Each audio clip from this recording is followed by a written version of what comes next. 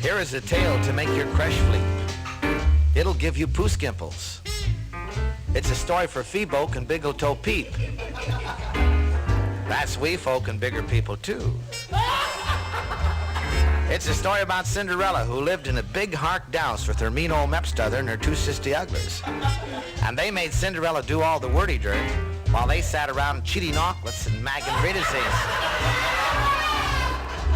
And one day when Cinderella was in the kitchen flopping the moor, the two sisty uglers came in and said, guess what? The Pransome Hints is brewing a fancy threstrol and we're invited. It's too bad that you can't go. So Cinderella went back into the kitchen with ears in her ties, and she was just about to chickasee a frickin' when suddenly there was a blinding flash of light. And standing beside her was a Futable Berry. And Cinderella said, who are you and what do you want? And the Futable Berry said, oh, well, I'm your Berry Fudguther. And Cinderella said, well, may I go to the ball?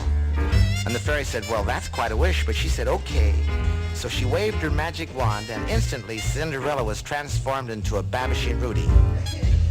She had a long white gaping sound and a necklace of poopies and rurals. And on her few were two tiny sass clippers.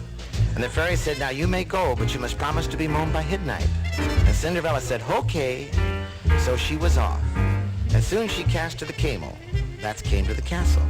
And Cinderella jumped out, and the first people she ran into were the two sisty uglers. And she was so beautiful, they didn't even Cinderize recognize her. So they introduced her to the Pransome Hints, and he said, may I have this chance? He said, you're so beautiful, you remind me of Beep and Slooty. He was just about to ask for her mare in handage when suddenly the strock clattered to strike 12. And Cinderella banned from the rawl. But as she did, one of the sass clippers slipped from her soot. The Pransome Hints picked it up and he says, now all I have to do is find the woman whose soot this flipper sits, and I'll know whom I've lollen and fubbed. So the next day, he went from house to house, and you can't turn that around.